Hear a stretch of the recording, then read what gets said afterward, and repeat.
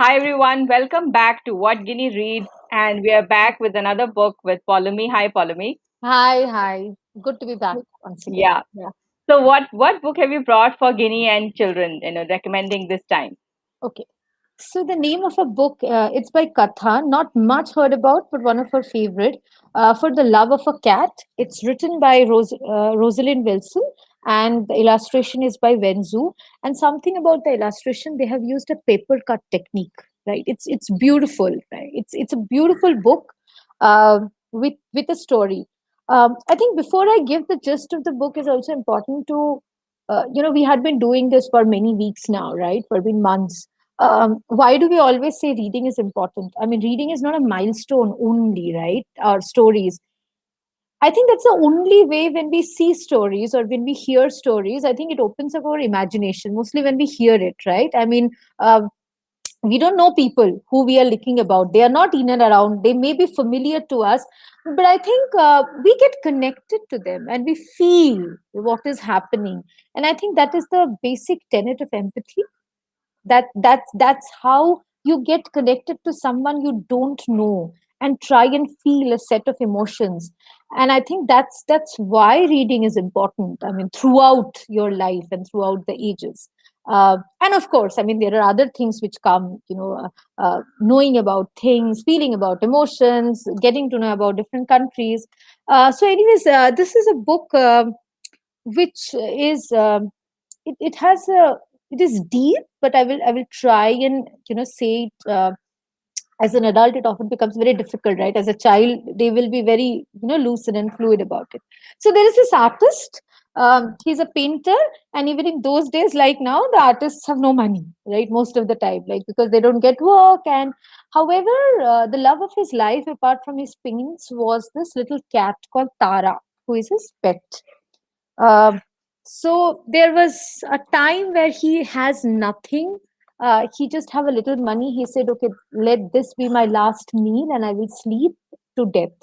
And he buys the small portion of fish. He goes and cooks it, and he sees the cat looking at it, and he says, "Okay, I mean, how can my last meal be without you?"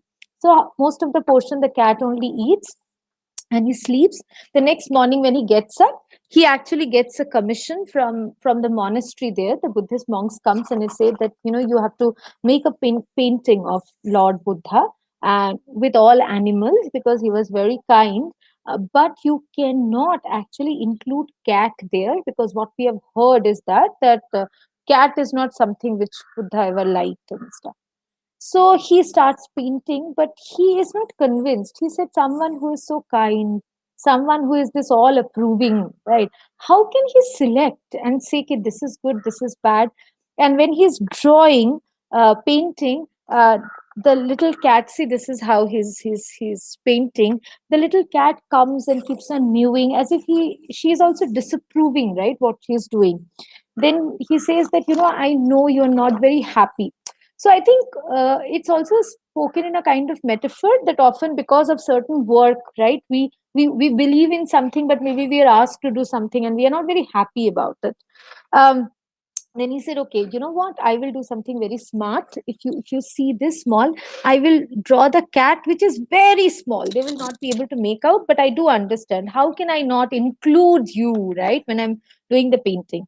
Of course, everybody liked his painting the next day, and but someone also found out the cat, and then it was like a blasphemy. And they said, "Okay, bring the painting, and we will burn it, right?" And they brought the painting, and it was a miracle. They saw that this is what the painting has become. So, cat was almost seated on Buddha's lap, and so was it, right? I mean, doing that. I found it's a very, very important book to read, because most of our rituals do not involve into the rationale behind it, right? How it had come. It segregates, right? That this is allowed, this is not allowed, right? And and that creates conflict within us.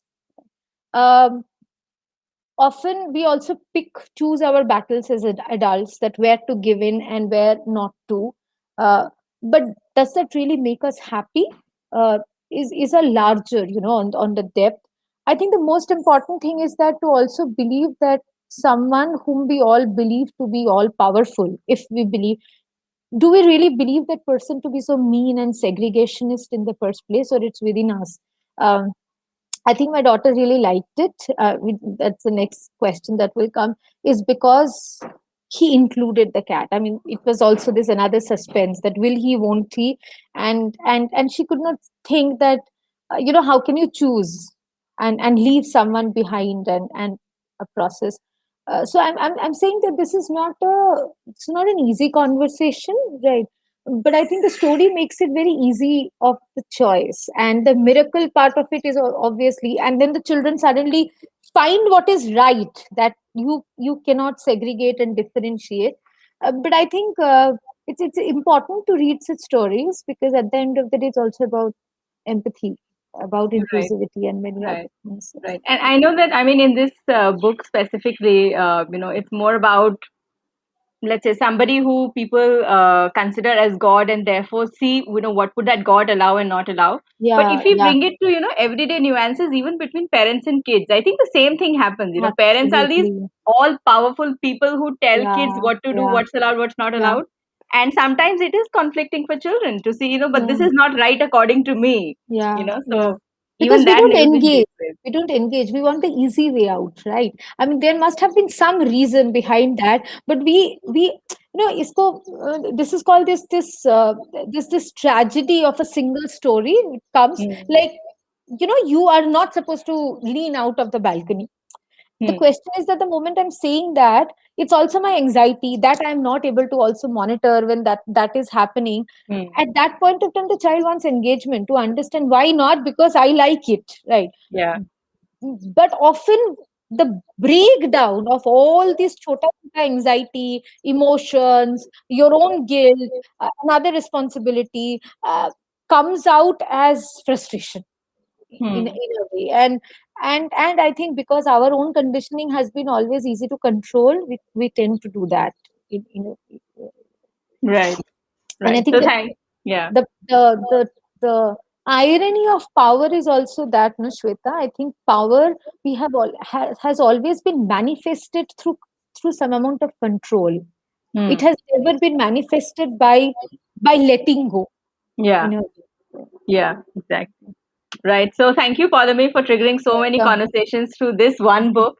And we Yeah, look forward to what you bring next week. Bye, bye, everyone. Bye, follow me. See you thank again. you. Bye bye. Bye.